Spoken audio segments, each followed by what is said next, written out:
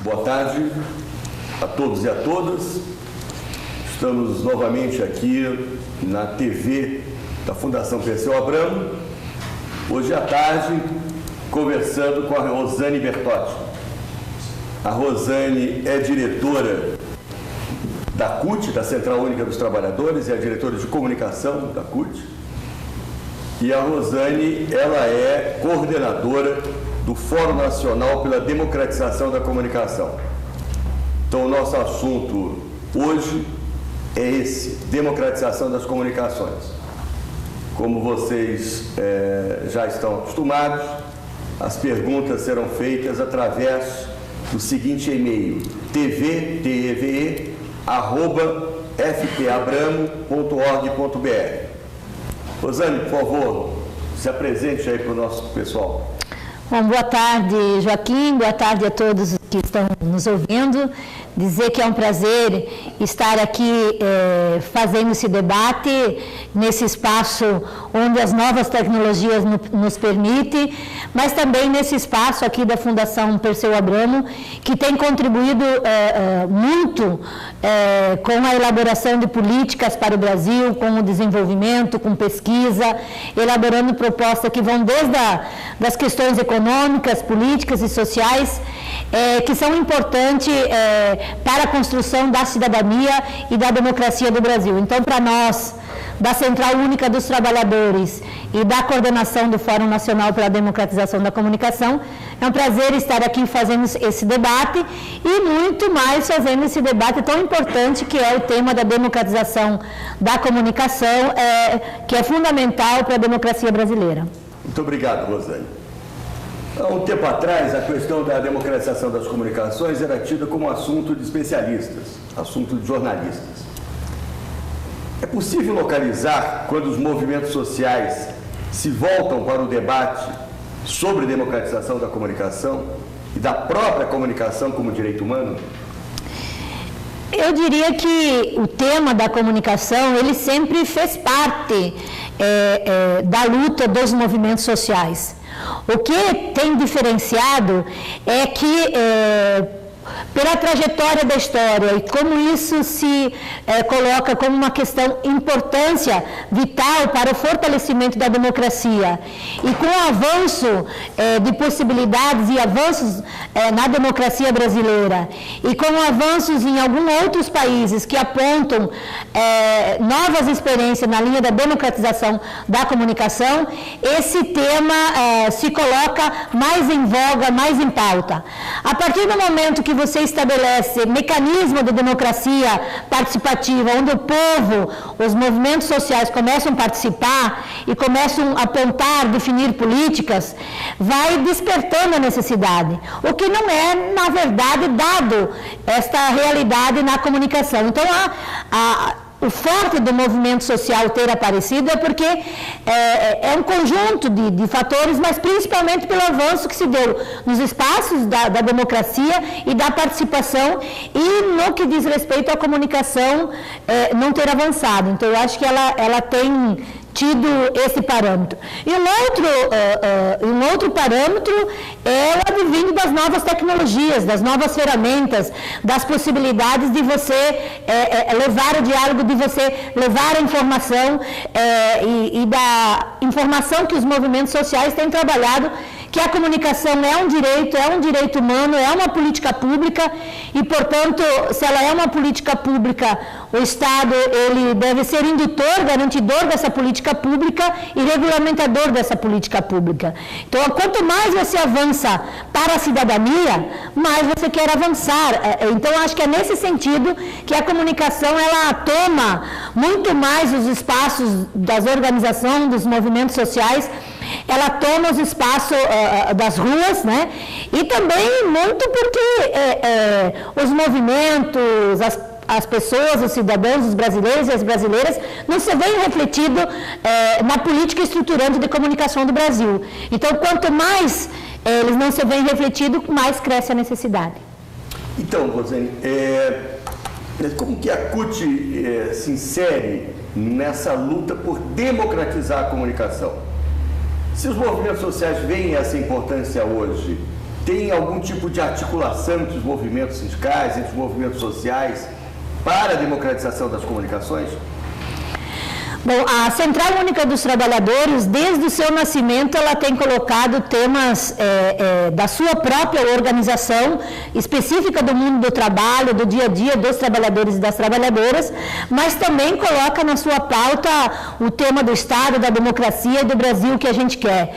Desde a sua fundação, se a gente pegar os escritos da CUT, desde a sua fundação, a CUT coloca o tema da democratização da comunicação, o tema do acesso à informação, inclusive junto com o nascedouro da CUT, que nasce também a possibilidade de um pedido de ter uma televisão, que é hoje a bela experiência construída, que é a TVT. Então a CUT sempre teve essa articulação, mas ela se consolida muito forte com a realização da primeira Conferência Nacional de Comunicação.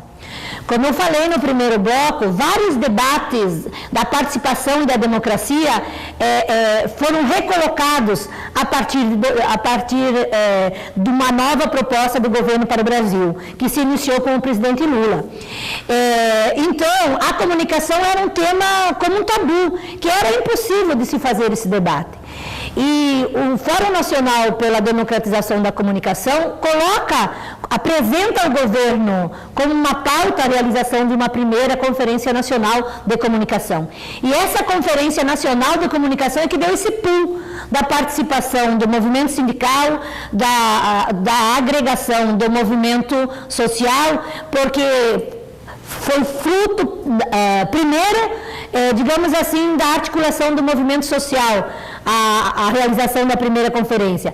E a segunda, a partir de uma decisão do então presidente Lula, que colocou esse debate, que, como a gente sabe, foi um debate uma conferência muito atípica, né, mas que resultou num grande processo de debate. Foram mais de 300 propostas apresentadas na conferência, com participação de trabalhadores, empresários, governo, e muitas destas propostas, inclusive propostas realizadas de consenso, né? Como, por exemplo, a instituição de conselho de comunicação ligado ao Poder Executivo, inclusive podendo ser de caráter constitucional, sendo uma esfera federal, estadual e municipal. Então, acho que esse foi o grande momento e a articulação comum que deu um pouco com esse start, desde então da fundação do Fórum, que teve, quando foi a fundação do Fórum, nós tivemos então depois o período da Constituição, né, que também foi,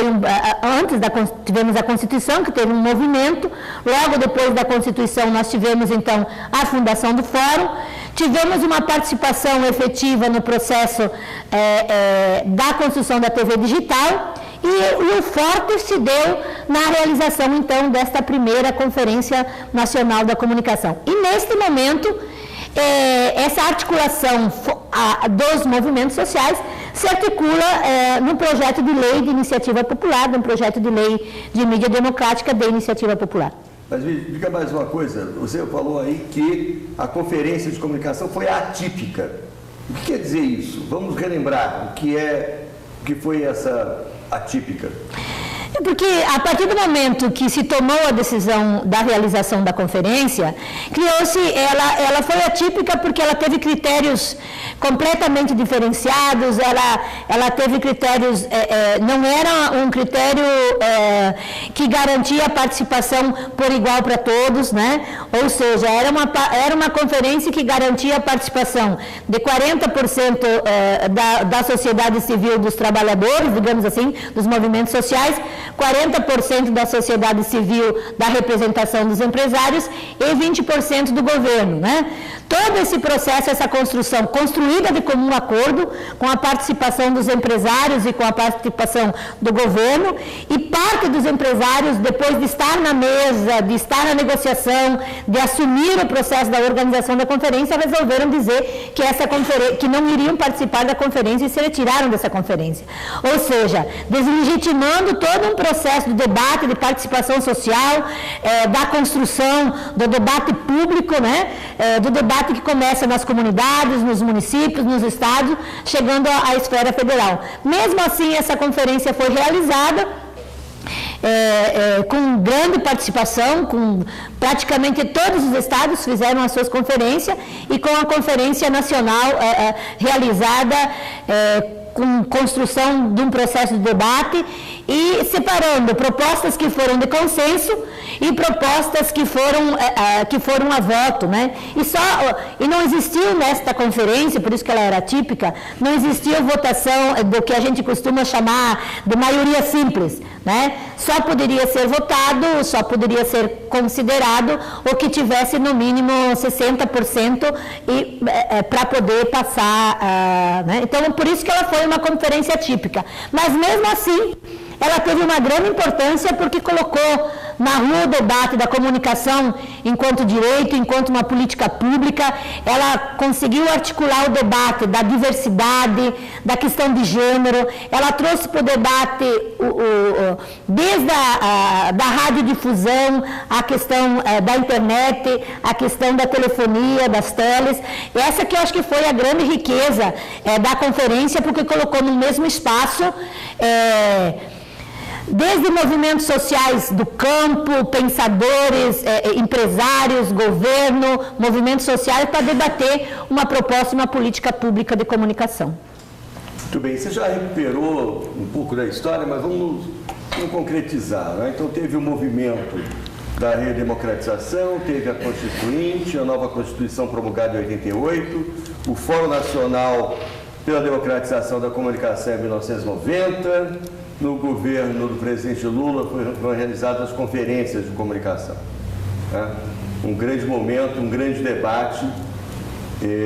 Mas, Rosane, de lá para cá, o que concretamente avançou?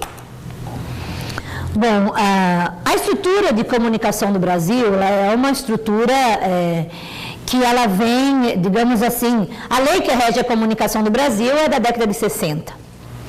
Então, mesmo que nós tivemos o processo da Constituição de 88, onde teve todo o debate da construção de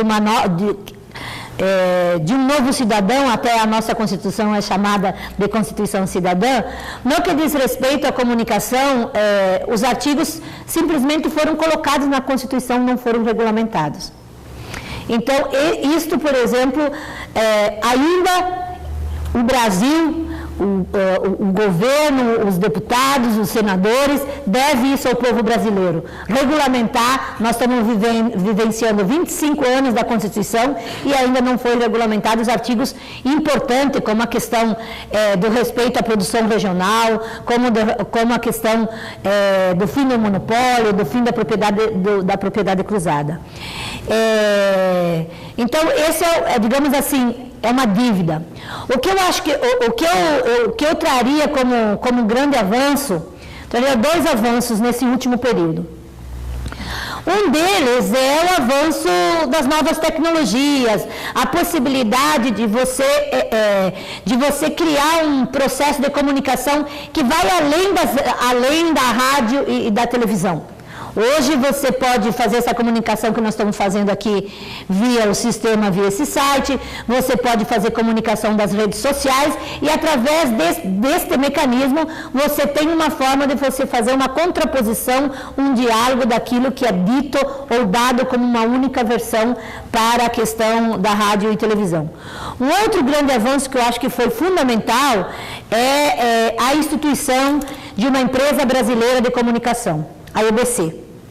Eu acho que o Brasil ele tem uma estrutura de comunicação que optou por ter uma estrutura de comunicação privada, né? A nossa Constituição diz que ela precisa estar articulada, né? Ela tem que ser complementar entre a estatal, a privada e a pública.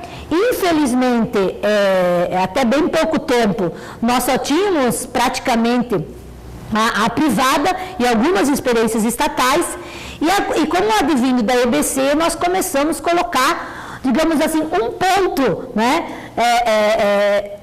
no que é importante a questão da comunicação pública. É verdade que essa experiência da EBC, que ela tem muito a crescer, ela precisa se consolidar enquanto uma empresa de comunicação pública. Para isso, ela precisa se tornar em canal de rede nacional, aberto, onde todas as pessoas possam acessar. Ela ainda não chegou nesse patamar, eu acho que é preciso avançar nesse sentido, mas eu considero a criação da EBC um grande passo para que a gente possa estar fazendo um investimento e o sistema complementar entre a comunicação pública, estatal e a comunicação privada. E o outro tema que eu acho que eu colocaria como avanço é a sociedade brasileira, os movimentos têm colocado isso na pauta. Hoje você vai para um debate de análise de conjuntura, você vai para um debate do movimento social. É muito difícil, em qualquer debate que você for fazer, você não ter esse tema tão importante que é a luta pela democratização da comunicação, o direito pela liberdade de expressão, que ser um direito não apenas de quem detém o meio, de quem está como gestor deste meio, né? Mas ser um direito dos brasileiros e das brasileiras. Então, eu citaria esses 3 pontos como avanço. Nós temos alguns avanços, alguns ganhos, mas o tema, Rosane, que eu creio que é fundamental a gente debater e deixar claro, é que são poucos os países do mundo que têm uma concentração proprietária de meios de comunicação na mão de tão poucas famílias como o nosso Brasil. A gente fez uma pesquisa aqui na Fundação Perseu Abramo sobre democratização dos meios de comunicação. Tem uma percepção popular, social, de que os meios de comunicação são múltiplos, né? Que a TV é múltipla, que a rádio, o dial está todo ocupado. Mas se a gente for ver, são poucos grupos empresariais ligados a famílias que detêm um monopólio brutal. Como é que a gente pode regulamentar, regrar, com base no que a Constituição de 88 determina que seja feito, para que tenhamos uma, digamos assim, comunicação, um circuito de comunicação no Brasil democrático, para mais vozes, mais múltiplo? O que pode ser feito? É importante essa sua pergunta quando você fala que aqui no Brasil os meios são concentrados, porque sempre quando a gente fala que quer um novo marco regulatório da comunicação, que a gente fala que dizem que a gente quer implementar censura e que nos outros países não é assim. Nós vamos perceber que tanto na Europa quanto nos outros países da América Latina há uma lei que regulamenta a comunicação. Fruto, inclusive, de um seminário feito pelo então ex-ministro secretário de comunicação, ministro Franklin, que mostrou como é que se dava a estrutura de comunicação, tanto em países da Europa como em países da América Latina. Então, acho que a primeira constatação importante é dizer assim, outros países já avançaram nesse sentido, e eu acho que o Brasil se encontra atrasado nesse ponto. Se nós formos olhar aqui na América Latina, a Argentina fez a lei de meios, recentemente o Equador aprovou a sua lei, o Uruguai agora está construindo uma nova lei de comunicação, a Venezuela já tem, mas, bom, vamos dizer que aqui é o reduto da América Latina, mas Portugal tem, Espanha tem, Estados Unidos tem, né? E todos esses países, em sua lei, dizem, tem regras claras que proíbem o monopólio, e inclusive proíbem a propriedade cruzada. Então, nós aqui no Brasil, nós temos, eu diria, 3 grandes questões que dá direito ao monopólio. Um é o monopólio da concessão. E o que é interessante, que as pessoas não sabem que uma televisão é uma concessão pública. Acham que é do Roberto Marinho, ou de quem está gestando, né? A concessão é pública. Ela é do Estado. O Estado é que dá o direito para fazer esse processo de gestão. Então, ela não é do setor privado. Ela é pública, né? Então, todos os países têm esta forma de regulamentação. Então, a primeira que eu quero dizer desses três é a concessão. A segunda é a propriedade cruzada. E uma terceira que garante o monopólio é os recursos publicitários. Os recursos publicitários, quer sejam eles de governo, quer sejam eles de empresas estatais e mistas, e quer também sejam eles do próprio sistema privado, são muito concentrados. Então, você detém o monopólio da concessão, você detém o monopólio através da propriedade cruzada, porque você tem a televisão, aí você tem a rádio, aí você tem as principais revistas, aí você tem os principais jornais, e você tem um outro monopólio, que é o monopólio da publicidade, que são os recursos financeiros, e que dá uma concentração exorbitante. Inclusive, apontam que, por exemplo, se você vai adotar um critério técnico, meramente técnico, de que se como é que você explica que se tem uma empresa que tem em torno de 40% da audiência, como é que essa mesma empresa pode deter 70% dos recursos publicitários? Então, neste caso, nós estamos vendo aqui uma concentração que se articula na concessão, na propriedade cruzada e nos recursos financeiros. Então, para mudar isso, é preciso criar um novo marco regulatório. É preciso criar um arcabouço de lei que articule neste processo, né? Que respeite a produção independente, que respeite o processo da produção regional.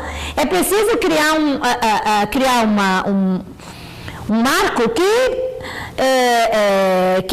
um mesmo grupo não possa ter mais do que no mínimo 5 concessões, porque senão ele vai continuar tendo o monopólio que se articula tanto no processo da produção do conteúdo, quanto todo o processo da irradiação, porque a partir destas 3 concentrações, você iradia para rádios, você iradia para jornais, você faz essa pauta.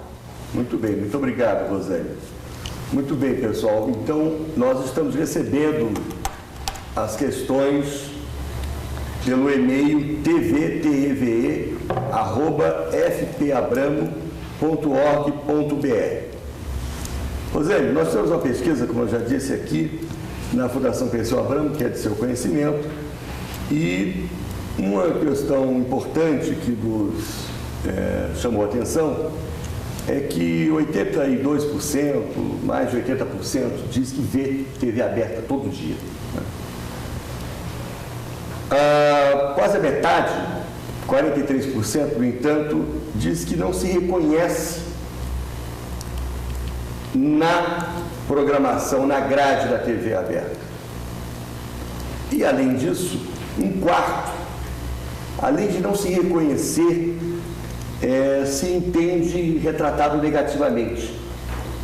É o caso, por exemplo, da utilização da imagem da mulher, como são tratados os negros e as negras.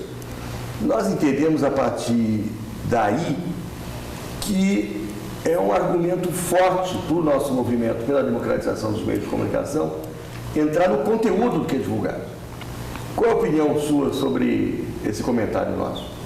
Bom, as pessoas não se veem porque a comunicação, como ela é pensada a partir do monopólio, ela é pensada também a partir dos grandes centros. Então, você imagine, imaginar eu que quando sair daqui, eu vou para minha casa, que eu moro lá em Xanxerê, Santa Catarina, eu vou ligar a televisão. Mas lá na minha casa, para assistir televisão, eu vou ter que ligar na parabólica. porque lá não pega assim, com uma antena comum. Então, se eu vou ligar num processo de antena parabólica, eu provavelmente lá eu não vou assistir o jornal local, porque está ligado ao Jornal de São Paulo. Então, eu vou ligar a televisão na hora do jornal, e na hora do jornal vai mostrar a 23 de março aqui totalmente, né? 23 de maio totalmente fechada. O que é importante para uma pessoa que está lá no meu município compreender o que está acontecendo na 23 de maio? Para ela é importante compreender o que está acontecendo na sua região. Então, por isso que as pessoas não se veem na televisão, porque a televisão é feita a partir desta concentração no monopólio e essa concentração também do estereótipo daquilo que acha que é ideal. Quando você vê as mulheres retratadas na televisão, são as mais belas, de preferência geralmente branca, aparecem as negras, mas muito pouco, e de um determinado padrão, que não é o padrão da sociedade brasileira.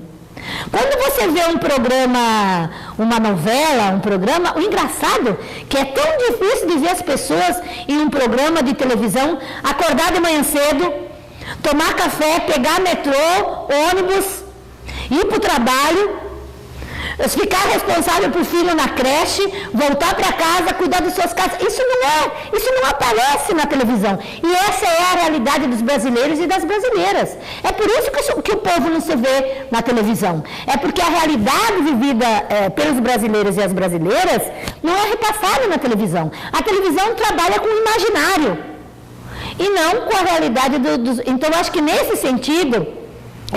eu acho que essa pesquisa demonstra isso, né? E também trabalha assim, às vezes, quando mostra essa realidade, mostra como de forma negativa. Como se uma pessoa que acorda de manhã cedo e precisa caminhar, pegar o metrô, pegar o ônibus, ir para o local de trabalho, fazer todo esse percurso, é porque essa pessoa não foi bem sucedida na vida. E não é assim. Quantos de vocês que estão me escutando agora, daqui a pouco vão sair do seu local de trabalho e vão ter que enfrentar esta realidade. Então, quando nos é colocado, esta realidade é colocada de forma pejorativa e é trabalhado muito essa questão do imaginário. Não que o imaginário, que a dramaturgia seja ruim. É importante a dramaturgia, é importante o imaginário, porque é dessa forma também que você leva a conhecer, a ter outros saberes, a ter uma outra visão. O ruim é que isso é o que predomina, né? Como o principal percurso de um plano de negócio de desenvolvimento de rádio, principalmente das televisão, é as novelas. Não é a vida do dia a dia, não é a informação, não é levar o desenvolvimento, mas é o processo das novelas, esse é o plano de negócio. Então fica articulado a partir do imaginário, a partir da dramaturgia e não a partir da realidade. E automaticamente, dentro desse sentido, as pessoas não se veem na televisão. E como é que você pode mudar isso? Né? Como é que você pode mudar isso? Porque nós não queremos a censura do conteúdo. Nós não queremos censura prévia de conteúdo. Nós queremos a garantia pela liberdade de expressão e a garantia do princípio pelo direito. Entendendo que a liberdade de expressão é um direito fundamental, mas ele não é um direito absoluto. Porque a partir do momento que o direito da liberdade de expressão fere o direito humano de uma mulher, de uma criança, de um jovem, de um negro, de uma negra, ele deixa de ser um direito de liberdade de expressão, porque ele está ferindo a dignidade das pessoas. Então, eu acho que o que nós entendemos, e é desta forma que o nosso projeto de lei de iniciativa democrática trabalha. Não trabalha com censura prévia, mas trabalha pela garantia do princípio do direito. E desta forma você garante tanto o princípio do direito humano, e desta forma você garante também o princípio da liberdade de expressão. Muito bem. Nessa nossa pesquisa sobre democratização dos meios de comunicação, que também está disponível no portal da Fundação Perseu Abramo, essa questão também é bem tratada, porque no desenvolvimento do questionário, quando se introduz a ideia de que certos conteúdos não devem ser transmitidos em determinado horário ou para determinado público, em geral tem uma grande aceitação popular. Em geral as pessoas dizem assim, a percepção é, não, nós não queremos censura. Aí você pergunta, mas é razoável no horário diurno ter propaganda de bebida alcoólica?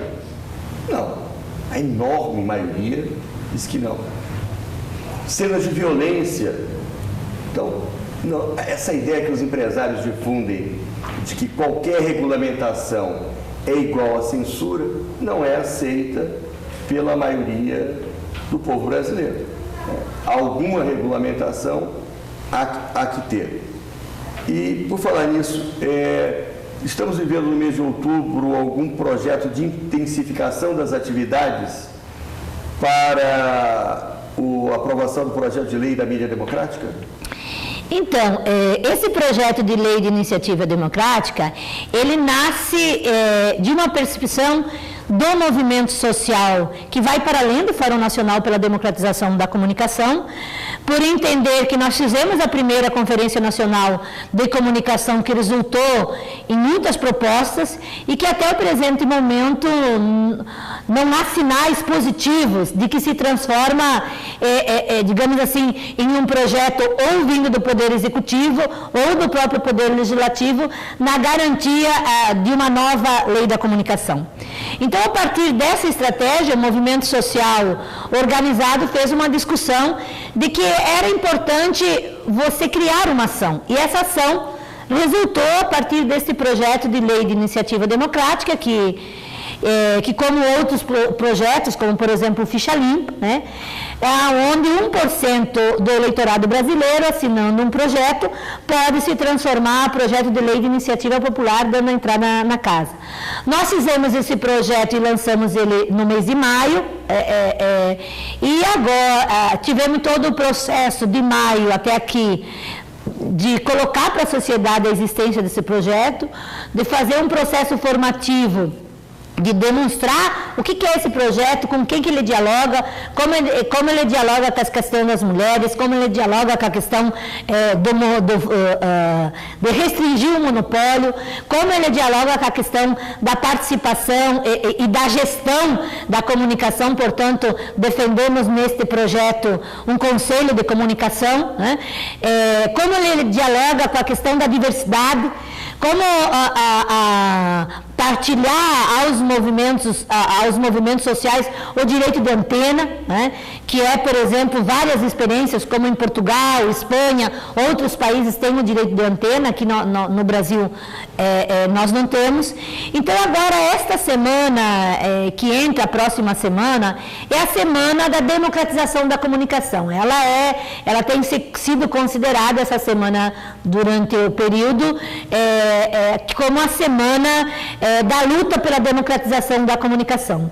Então, nós do Fórum, junto com todos os movimentos, com a Central Única dos Trabalhadores, que tem atuado firme nessa pauta, traçamos essa semana como uma semana estratégica, tanto de propiciar o debate, porque esse nosso projeto ele tem dois objetivos centrais. Um deles é, claro, de se transformar um projeto de lei, que você faça o debate, que você recolha 1.400.000 assinaturas que possam precisar. E o outro é de fazer o debate com a sociedade, para que a sociedade compreenda que a comunicação é um direito, né? Que aquela mulher que sai de casa de manhã cedo, vai para o seu local de trabalho, chega em casa depois de um dia de muito trabalho, que tem tantas tarefas ainda para fazer casa, que ela pode sim assistir a dramaturgia e a novela, mas que ela tem direito a mais do que isso. Que o trabalhador que vai para o local de trabalho e que de repente tem o jogo do seu time de futebol, seja ele independentemente de qual seja esse time, não necessariamente o jogo tem que começar às 10 da noite por causa de um plano de negócio de novela. Mas o futebol pode começar às 8 da noite e ele pode assistir tranquilamente e no outro dia acordar de manhã cedo e ir trabalhar. Daquela mãe que que não teve acesso à creche, ou que mora longe de uma creche, que a filha vai estar em casa, ou que o filho vai estar em casa, sabe que quando esse filho vai ligar a televisão durante o dia, sabe que ele não vai estar submetido a cenas de violência, a cenas de bebidas, a cenas de sexo inapropriado para aquela idade, vai para o trabalho tranquilo. É desse debate que eu acho que nós precisamos fazer com a sociedade. Então, este projeto, essa semana nós estamos intensificando nesse sentido. Uma no debate do recolher assinaturas, né? Porque eu acho que essa é uma questão, mas também de propiciar o debate da participação, né? De ouvir o que os locais de trabalho pensam, de ouvir o que as comunidades pensam. Então, esta é a semana de intensificação desse trabalho que nós estamos fazendo, desse nosso projeto de lei de iniciativa popular. E dizer para vocês que estão nos ouvindo, que entrem, né, e nos vendo, que entrem no site, né, pode ser no site da Central Única dos Trabalhadores, pode ser no site do Fórum Nacional pela Democratização da Comunicação, ou no site da campanha para expressar a liberdade e uma nova lei para um novo tempo, porque nós estamos vivendo um novo tempo. Um novo tempo de convergência tecnológica, um novo tempo de democracia, um novo tempo que nós não podemos permitir mais violência contra as mulheres, contra as nossas crianças, contra os nossos índios, contra os nossos negros, as nossas negras, um tempo que nós não podemos mais invisibilizar os movimentos sociais. Estamos vivendo esse novo tempo. Então, entre no nosso site, paraexpressaraliberdade.org.br, conheça o nosso projeto, abaixe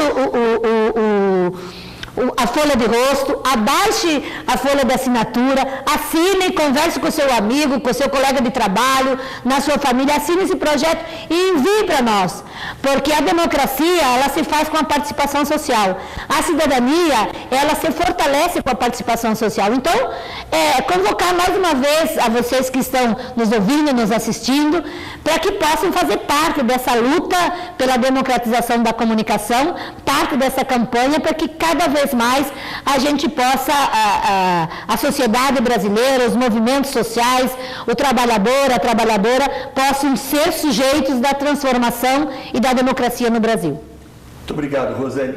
Tem mais uma questão importante e combina perfeitamente com esse mês de outubro pela democratização das comunicações. Você tem insistido muito aqui sobre a internet, sobre as novas tecnologias para a comunicação. Mas aí também nós estamos em risco, né? Porque nós precisamos aprovar o marco civil da internet. Por enquanto a internet é livre, as pessoas se sentem muito livres na internet, mas grandes interesses econômicos, capitalistas, querem interromper. E aí também, recentemente, a presidenta Dilma pediu urgência para a votação do marco civil da internet. Como o Fórum Nacional pela Democratização da Comunicação entra também nessa luta? Bom, o tema da questão da internet eu dividiria, digamos assim, em duas questões. Uma, primeiro, que é a questão do acesso, né? Porque para você ter internet, você tem que ter banda larga. E essa banda larga, ela precisa ser de qualidade e ser de um custo razoável. Então, o primeiro, acho que a gente precisa colocar isso no debate e, infelizmente, nós aqui no Brasil não temos ainda uma internet de banda larga, de qualidade e de fácil acesso. Né? Nós estamos aqui num grande centro de São Paulo, onde nós temos uma internet onde nos possibilita fazer esse diálogo aqui via TV web, mas se a gente sair daqui e ir para a periferia de São Paulo, você já não tem mais. Imagine você sair daqui e ir para um município do norte do país. Então, o tema da internet é um tema que coloca que é preciso pensar o acesso com qualidade e de baixo custo. Então, por isso que é preciso garantir de forma efetiva a aplicação do Plano Nacional de Banda Larga. E um Plano Nacional de Banda Larga que garanta não só para os grandes centros, um Plano Nacional de Banda Larga que vá também para os pequenos e para o interior do país. Esse é um tema. O outro tema é, como você bem destacou, essa questão das regras. Hoje a internet é livre, hoje você entra e acessa na internet, você tem acesso à internet, se você quer mandar um e-mail, você manda, se você quer conversar pelo Facebook, pelas redes sociais, você faz, mas aí você já gosta de ter um blog, você já pode fazer o blog. O Marco Civil, ele vem no sentido de garantir esse direito, de garantir um processo, primeiro que é da questão da privacidade, que é um direito que está garantido, inclusive, nos direitos humanos. Nós temos direito à nossa privacidade, então você precisa garantir a privacidade. A segunda no espaço da questão da garantia da neutralidade na rede, né, que hoje é livre, então ela precisa ser garantida essa neutralidade na rede para que todos possam ter acesso à internet com igualdade. E a partir da sua decisão, decidir o que vai fazer. Se vai estar na rede social, ou se vai estar fazendo um blog, ou se vai estar numa TV web, ou numa rádio web. E o outro grande debate, que é a questão do debate dos direitos autorais, né? Então, isso para nós é uma questão de soberania para o Brasil. Isso é uma questão que dialoga com o desenvolvimento econômico de um país, é uma questão que dialoga com a questão da cidadania, do direito à liberdade de expressão, mas também é uma questão que dialoga com o direito da soberania de um país. Por isso, nós do Fórum Nacional pela Democratização da Comunicação participamos ativamente quanto da construção do Marco Civil articulada pelo Ministério da Justiça, que teve todo um processo de participação social, e ficamos muito orgulhosos da nossa presidenta quando assumiu para si a responsabilidade de votar o Marco Civil, de garantir a neutralidade da rede, vai para a ONU e diz que apresenta a proposta do Marco Civil e defende o processo da neutralidade na rede. Isso foi um processo importante, a construção do marco e essa posição da presidenta. Agora ele precisa se transformar em ação prática no Congresso. Então esperamos que a partir da posição da presidenta, a partir da necessidade de garantir a neutralidade na rede, a partir do desenvolvimento da soberania nacional, que os deputados e senadores compreendam o que está em jogo e votem e aprovem o Marco Civil. Essa é a posição do Fórum Nacional pela Democratização da Comunicação. Muito obrigado, Rosane. Então, para quem quer encaminhar as suas perguntas, o e-mail é tvtve@fpabramo.org.br. Já tem uma primeira pergunta aqui, Rosane, da Terezinha Vicente. O Fórum Nacional pela Democratização da Comunicação está fazendo gestão junto ao governo para garantir o Marco Civil da internet elaborado democraticamente. Quais outras ações o Fórum pretende fazer? Para garantir a internet. Sobre o Marco Civil. O Fórum Civil está fazendo gestão junto ao governo para garantir o Marco Civil. Parece que isso foi bem sucedido. Sim. A própria presidenta já disse. Sim. Mas isso é suficiente? Ou o que mais é preciso fazer? As ações, a mesa do diálogo de negociação com o governo, a ação da sociedade civil na participação do Conselho Gestor da Internet, que foi um dos grandes articuladores, promotor do Marco Civil, demonstrou até agora que nós construímos, digamos assim, um caminho de avanço. Agora nós precisamos continuar nesta relação com a mobilização social. Por isso é importante que vocês que estão nos ouvindo e nos assistindo participem desse processo para que agora, fruto de toda essa mobilização, a gente possa garantir no Congresso. Então nós continuamos fazendo a articulação via o Congresso Brasileiro, estamos em uma conversa permanente com o relator Molon, que é responsável, deputado do Rio, que é responsável para colocar e articular este projeto. Estamos em conversa diretamente com a Casa Civil para essa discussão, mas para além disso estamos construindo ações, inclusive no dia 16, quarta-feira, nós vamos estar construindo atos, atividades para que a gente possa, junto com os demais movimentos, pressionar, mobilizar, dar conhecimento à sociedade brasileira da existência desse marco, do que está em jogo, para que pudesse ser votado, então, e ser garantido os 3 questões que são fundamentais, que é a neutralidade na rede, que é a questão que a gente possa garantir o debate da privacidade e que é também a questão dos direitos autorais. Muito obrigado. A Márcia Fernandes pergunta o seguinte, Rosana: como os movimentos sociais trabalham o tema da imagem da mulher na mídia? Bom, o tema da imagem da mulher na mídia, ele é um tema, primeiro, que você tem que compreender a estrutura da comunicação como um todo e depois como perpassa a imagem da mulher na mídia, né? Então, para nós, do Fórum Nacional pela Democratização da Comunicação, a imagem da mulher na mídia é um princípio que a gente precisa garantir a esta mulher também o direito humano de respeito ao seu corpo, à sua imagem. Então, ela precisa estar regulamentada a partir do que é o nosso projeto de lei de mídia democrática, a partir do princípio do direito e garantindo também o processo da liberdade de expressão.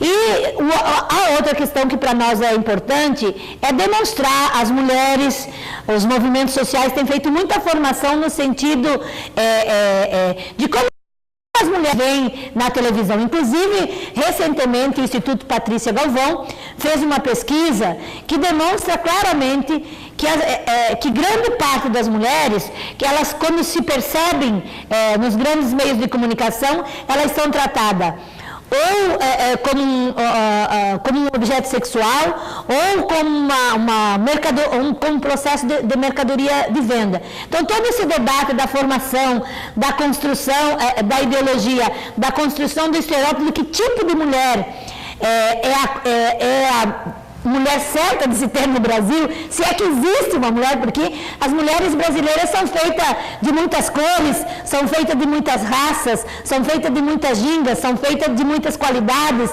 também são feitas com seus defeitos. Essa que é a realidade da mulher brasileira. Então, é a partir desse debate que nós, os movimentos sociais, travamos esse debate da participação, inclusive do movimento feminista, nos nossos projetos, né, que é importante a participação das mulheres, né, e assim também como nós trabalhamos no debate da regulamentação. Muito obrigado, Rosane. Agora o José Luiz Soares. Turinho, que ele achou muito interessante essa atitude do movimento sindical, não só debater o papel da mídia, mas enfrentar o desafio de construir uma TV. Então, ele está perguntando qual o papel da TVT. Bom, nós, do movimento social, nós principalmente da Central Única dos Trabalhadores, sempre entendemos que é importante a gente fazer a luta pela democratização da comunicação, tendo como princípio a comunicação como um direito e como uma política pública. Agora, também nunca abrimos mão de entender que é preciso que o movimento social, que o movimento sindical tenha seus próprios canais, né? Já dizia, né, o Galeano, que tem uma frase importante que ele diz que a história dos leões, né, não sempre será a mesma se ela for contada pelos caçadores. Então, é importante que o movimento social, que o movimento sindical tenha seu próprio canal, tenha a sua própria voz, tenha a sua própria identidade. E a estratégia construída a partir da TVT é transformar, fazer uma televisão diferente, uma televisão que dialogue com os movimentos sociais, uma televisão que dialogue com os trabalhadores e com as trabalhadoras, uma televisão que coloque a pauta do dia a dia do mundo do trabalho. E quando eu estou falando colocar a pauta do dia a dia do mundo do trabalho, não é só colocar a pauta do mundo dos trabalhadores, inclusive dos empresários. Nós não estamos trabalhando em uma televisão que dialogue apenas uma única visão.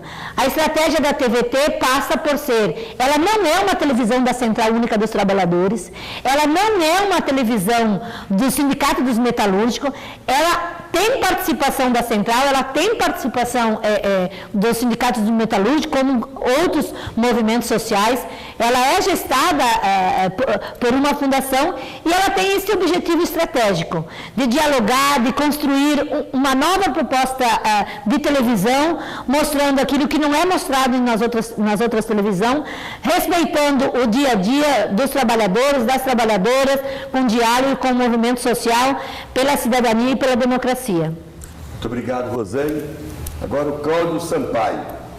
Ele pergunta o seguinte: o Brasil conseguirá produzir conteúdos nacionais de qualidade em quantidade suficiente para a programação? Segundo, como garantir condições para a produção de conteúdos regionais? Ele está preocupado com a qualidade e a quantidade de produção de conteúdo nacional para a programação e também com a produção do conteúdo regional. O Brasil, ele já produz, ele tem muita produção, seja ela de dramaturgia, seja ela de documentários, seja na área do jornalismo, seja na área do entretenimento. O Brasil tem muita produção nesse sentido. Então, eu acredito que a produção nacional, ela tem crescido muito, mas ela precisa do incentivo. Ela precisa do incentivo à cultura, ela precisa da participação. Esse incentivo, ele não pode ser apenas um incentivo público. Ele deve ser um incentivo público, mas ele passa também por um incentivo privado. Então, eu acredito na capacidade da produção e eu acho que as demonstrações de produção, tanto das grandes produções como das pequenas produtoras locais, eu acho que elas são fundamentais, que elas podem formar esse conjunto de produção da televisão ou da rádio e televisão brasileira, das músicas. Agora, a questão da produção independente, da produção regional, primeiro ela precisa ser regulamentada. Eu acho que esse é como nós vamos garantir. Ela precisa ser regulamentada. Ela está prevista na Constituição, mas ela não foi regulamentada. Inclusive, está tendo a comissão mista criada no Congresso para que regulamentasse os artigos da Constituição que não foram regulamentados, traçaram uma estratégia de regulamentação, inclusive diminuindo o processo de produção, né? E também considerando produção regional, por exemplo. Jogo de futebol é uma produção regional. Isso já é uma produção regional, né? Então, eu acho que uma das coisas é criando, de fato, regulamentando a Constituição, garantindo a questão da produção regional, porque necessariamente quem detém a concessão, se você regulamenta e você obriga a que cada concessão tenha em seu canal 30% de produção regional, necessariamente vai obrigar também a ter um incentivo da produção regional naquela determinada região. Então, a primeira coisa é a questão da regulamentação. E a segunda coisa é essa questão do incentivo, né? Que tem que estar articulada ao sistema público e ao sistema privado. Muito bem. Hoje está aqui conosco também o diretor da Fundação Perseu Abramo, o companheiro Arthur, que também é diretor da Central Única dos Trabalhadores. E o Arthur quer fazer uma pergunta. Essa não é via internet, é ao vivo. Não, na verdade, primeiro, parabenizar o Fórum, a pessoa da Rosane, pelo trabalho que vem sendo realizado e a importância desse trabalho para a luta em defesa da democratização da comunicação.